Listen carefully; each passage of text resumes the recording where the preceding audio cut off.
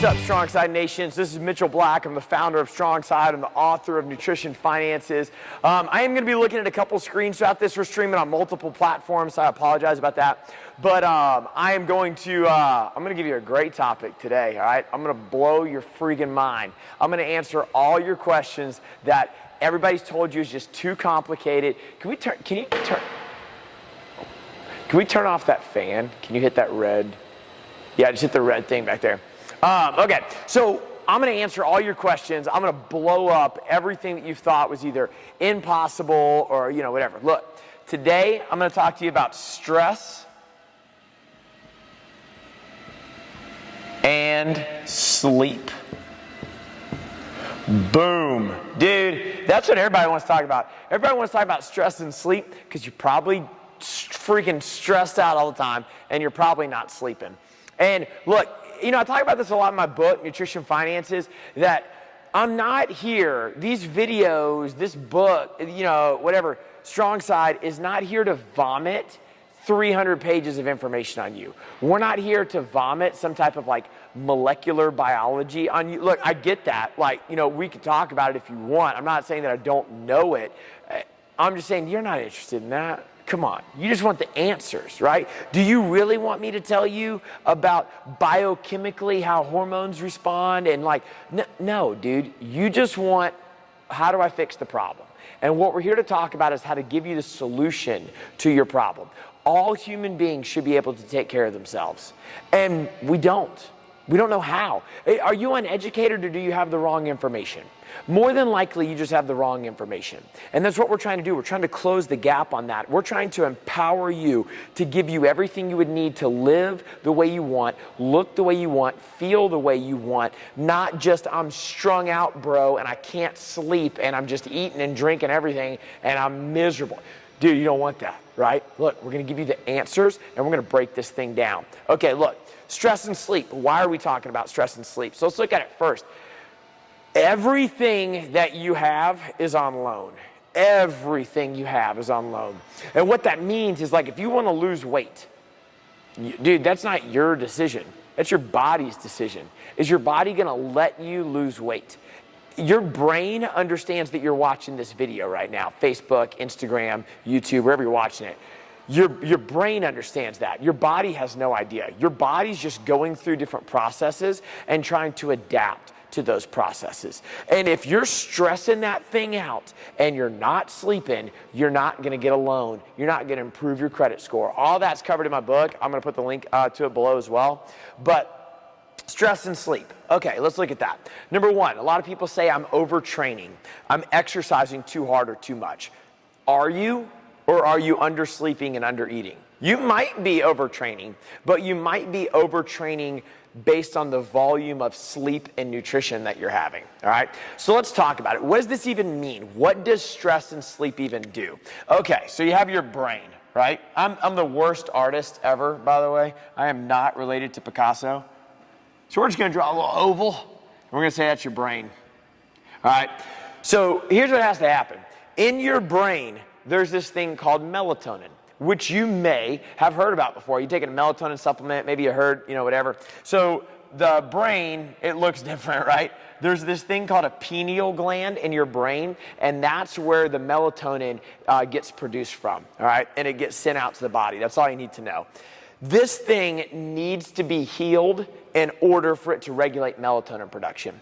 There's these melatonin pools in your brain, per se, and they need to be filled with melatonin. The goal would be that these things are all filled up. And when these things are all filled up, then you are able to regulate that pineal gland in your brain. It regulates the melatonin production. And if you go back and watch my other video on being a sugar addict, that melatonin then regulates the leptin and ghrelin hormones in your body, allowing you to not feel full. Allowing you to feel full and not be hungry all the time. All right. So if you look back at that stress and sleep video I did, okay, great. Have you ever eaten a bag of Tostito chips or 5 Tostito chips and felt full? No. When's the last time you were full on cake and ice cream? Never. You can eat 1,000 calories in cake and ice cream, but if you ate a 1,000-calorie sandwich, you'd be full, right? Why is that? It's the hormones going on, all right? So basically, if these melatonin pools are full, then you can regulate the melatonin from your pineal gland. You regulate your metabolism and your hormone function and all that kind of stuff. And you're probably sitting here going, that's great. I want to do that. I'm sure you do. Well, look, so there's these things, you got your kidneys, right? So your kidney looks like a bean, right? But that's not a bean. So this is your kidney, all right? On top of your kidney, there's a thing called an adrenal gland. Let's just draw another circle, all right? So adrenal gland. This thing that sits on top of your kidney, called an adrenal gland, this pumps a hormone into your body called cortisol. And it just excretes it into the bloodstreams. Let's put a C here, cortisol. Cortisol is produced anytime that your body is under stress. Melatonin is produced anytime your body goes to sleep. You see how that's linking up there? So when you get stressed out, your body pushes cortisol into the bloodstream. Now, for several reasons. So you could win the lottery, and that's stress. It's good stress, but it's stress. You could lose your job. That's stress. Mentally, you don't like that. That's bad stress. But your body just sees stress as stress. So it pumps cortisol. What if you drink coffee? If you drink 100 milligrams of caffeine, that raises your cortisol levels 20%. Oh, dude, I wish I had a coffee here right now. I could use some. I'm not telling you not to drink coffee. I'm just kind of telling you what this stuff does. If you exercise, your body produces cortisol. You need cortisol to survive. You need cortisol to stay alert. So you need it. You also need water. If you drink too much of it, you'll die. I mean, like you need a little bit of everything, right? So it pumps cortisol into the bloodstream. When too much cortisol, I'm overstressed, gets produced into the bloodstream, you start inhibiting your body's ability to make melatonin. It eats away at these melatonin pools and it stops melatonin production. So you can no longer get melatonin to go into your body.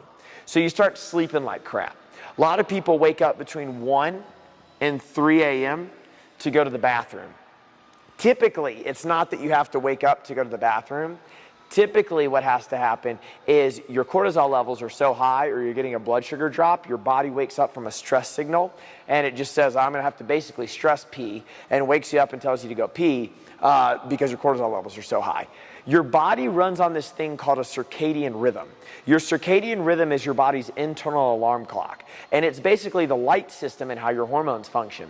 Again, that video I just did about becoming a sugar addict, that was talking about leptin and ghrelin heightening around 4 p.m. and what those hormones do. Well, cortisol and melatonin is regulated by light. And at 1 to 3 a.m., these cortisol levels can peak up and they could wake you up if you're overstressed. But then what happens is you can't sleep. So you go into this vicious cycle over and over again. When you sleep, you produce melatonin. If you don't sleep, you can't produce melatonin. If you're waking up at night, you don't get a steady amount of melatonin production. It cuts off the rhythm over and over again, causing you to be more stressed out, produce more cortisol that goes into the bloodstream that prevents the brain from making melatonin. Less melatonin is produced into the body. That stresses out the kidneys and the adrenals, and it becomes a vicious circle over and over again. And what we typically see is like when we look at cortisol levels over time, we can typically see it with like life traits. Like maybe you had a kid, or you went to college and you were studying all night for doing all-nighters. You got your first job and you decided to put your whole life into it. Something happened, but then when that scenario was over, the body had adjusted to that rhythm, and then you've tried to maintain that rhythm for a longer period of time. And your brain says, I want to lose weight. I want to get healthy. I don't like this high cholesterol. I feel miserable. I'm not confident. I want to look good for my husband or wife. I want to feel great at the beach. I want to just not die of high cholesterol. Whatever your brain says all that. Your body's just trying to adapt to these stressors. So look, I get it. If you go Google this, that there's going to be like some food you need to eat. Like there's certain foods that raise melatonin. There's certain foods that suppress your cortisol levels and stuff. Bro, first off, you're not going to do it. Like, I'm not going to do it. I love you, but you're not going to do it. Like, it's not, because it's so impossible. You're going to have to drive to 50 different grocery stores to get one thing, and then you're like, well, I heard this Chinese herb helps my adrenals. Maybe, but you got to go find it. You got to go make it. You got to go eat it 4 times a day. It's also 1 parts per billion. So you're going to need 16 salads to actually get what they're marketing you. I would eat the good food, but I would recommend looking at a supplementation regimen. And I do not recommend taking anything that your body doesn't already make. So when we talk about supplements, I'm pretty open to the fact that, I'm not against doctors and medicine. Don't come to me if you have the flu. I have no idea what you should be taking, all right? But when you look at hormone regulation and stuff, there's a lot of natural-based supplements that you can take, and I would recommend doing things that are natural, that either your body already makes or you can find out in nature that would be good for you to take in. I'm not telling you to go take an Ambien, is what I'm doing. What we're trying to do is we're trying to look at this rhythm, and we're trying to say, how do we control this person's hormones so they get the response they want? Because it's not a calorie management game, it's a hormone management game. We are trying to manage your hormones more so than we're trying to manage your calories, because that's such a loose-ended explanation. So how do we do that? If you feel this way, well, how do you know you feel this way? How do you know if you're in this stress and sleep cycle? If you're waking up between 1 and 3 in the morning to go to the bathroom, if you're hitting a lull in the middle of the day, you hit this like 2 to 4 p.m. lull, or the crash, where you just, in the middle of the day, you're probably getting adrenal fatigue, where your adrenals pump out so much cortisol, they get tired and they stop because they don't have any melatonin to replenish them to kind of cool down a little bit. See how that cycle works? But if you're hitting that crash, if you just feel like any amount of exercise zonks you, we get people come in the gym and they'll hit a couple hard days and they're just destroyed. They can't do anything. The body feels hot and like run down. If you have no energy no matter what you eat, no matter what you sleep, you're just tired. You got weird sleep cycles. Think of what I'm describing. All this absence of energy, all this, if we look at fat production, if you get like hard belly fat or that visceral fat or all that fat around the midsection, you just can't lose this, your cortisol levels are too high. You know what we see it most in? We see it most with endurance athletes. Athletes that try to run 20 miles, cycle 100 miles, Ironman triathletes, they can't lose the midsection weight. I mean, I've done an Ironman. I'm not saying you shouldn't do it, but it's like the cortisol levels are way too high. Their body's under too much stress for a longer period of time. So I'm gonna reference all this in the description below on this video and give you links to it all, but I'm gonna go over it right now, okay? I would recommend taking melatonin. Take 3 to 5 milligrams. Take your melatonin, take 3 to 5 milligrams about 45 minutes before you go to bed. The goal with this is to replenish the melatonin pools while you're sleeping. Your body makes melatonin, so you're just putting more of it in there. It's safe for kids, whatever. I use the Ollie brand. I really like that, but you can't overdose on it or anything weird. Couple things with this. Number 1, how long should you take it for? You can take it all the time, but you're really going to need to commit to about 3 to 4 weeks of steadily taking it. This is going to get you to go to sleep. We're going to talk about how to stay asleep. This is going to get you to go to sleep, all right? Then it's going to replenish your melatonin pools while you're sleeping. 3 to 5 milligrams is somewhat normal. What if you need to change the dosage?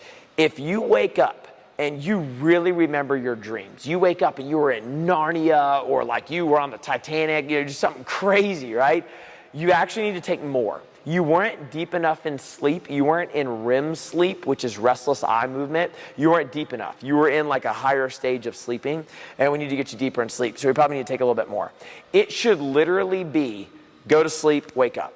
That's it. There should be no in between. There should not be any bathroom breaks. There should not be tossing and turning. It means your cortisol levels are too high. So we need to be using a dosage, 3 to 5, 5 to 7, whatever. Go to sleep, wake up real quick, all right? And you can cycle on and off of it, but you could probably just take it all the time, and we don't want to take it, you just don't take it. But you need to commit to 3 to 4 weeks. That's to get you to go to sleep. This is going to make you sleepy, not incoherent. I get moms all the time like, what if my kid cries? You will wake up. This is not an Ambien. It is just melatonin, all right? You get it at the grocery store, all right? But melatonin. Then there's a product called Relora. So Relora is a complex of B vitamins and Chinese herbs. And like I said, I wouldn't take anything that you can't either find out in nature or that your body already makes. We don't want to be making this crap in a lab. This is all normal stuff, all right? So the Relora, what does that do? It suppresses your cortisol levels. So the Relora will bring down the amount of cortisol produced from the adrenal glands, so you're not getting that snap off to your brain. It will bring the stressor signals down, so your body's less basically strung out. If you ever run into situations like hyperinsomnia or hyperarousal of your mind, where you just can't slow your brain down, when your brain's just thinking all the time and you can't go to sleep, you wake up thinking about stuff, bro, you're stressed out. We need to bring those cortisol levels down. We're not going to make you stop thinking about those things. That would be impossible. We're going to bring down the stressors placed on your body, all right? So there's two different ways to take it. Number one, the most effective way is you take it about an hour, about 90 minutes to an hour before bed. So you would, 90 minutes before bed, you take a Relora, all right? Depending on the type you get, and I'll put the links below, it's gonna be like 2 to 4 capsules. Then you take this when you're about ready to go to bed, about 30, 45 minutes or so before you actually want to go to sleep, okay? If you're super strung out, you can take 2 in the middle of the day as well, but sometimes that might actually make you sleepy.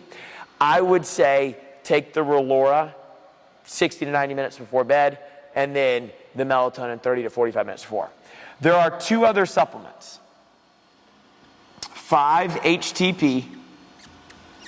This is 5 molecules of hydrogen and tryptophan, all right? Again, your body already makes this. This is a precursing hormone to all of the stuff that gets you to go to sleep.